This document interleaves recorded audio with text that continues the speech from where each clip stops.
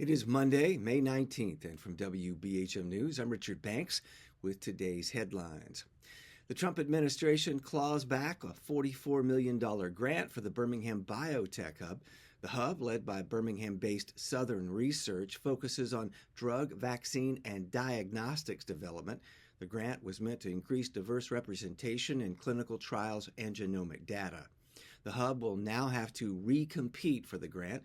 It was awarded in early January before President Trump took office. U.S. Representative Terry Sewell, a Democrat representing parts of the Birmingham area, called the cancellation outrageous and said in a press release on Friday the grant award had been backed by both Republicans and Democrats. WBHM reached out to Representative Gary Palmer, a Republican from Hoover, but we did not immediately hear back. The FBI director reiterates plans to move 1,500 agency staff out of Washington, D.C., and some of those workers could be relocated to Huntsville. Kash Patel said on Fox Business on Friday the FBI's current headquarters building is, quote, unsafe for our workforce. He had said earlier this year that about 500 members of the agency's support staff would come to Huntsville, while many FBI agents would be sent to cities with high crime rates. Opponents of the move say it would be disruptive to operations and overly expensive, and that it's fueled by retribution against an agency that investigated President Donald Trump. Patel has said the move could begin in the next 6 months. And a soccer star from Hoover High School helped lead his team to victory in one of the biggest games on the international stage.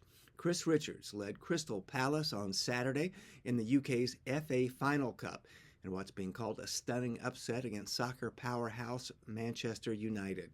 Richards, a Hoover native, plays defense for the South London-based Crystal Palace and has been given much of the credit for shutting down Man U's high-powered offense.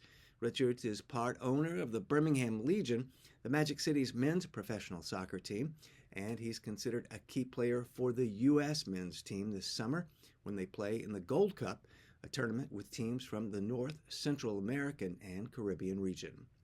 You'll find more news anytime at WBHM.org. For more news about Birmingham and beyond, check out our local newscast during WBHM's broadcast of NPR's Morning Edition and the afternoon's All Things Considered. That's each weekday on 90.3 WBHM Birmingham.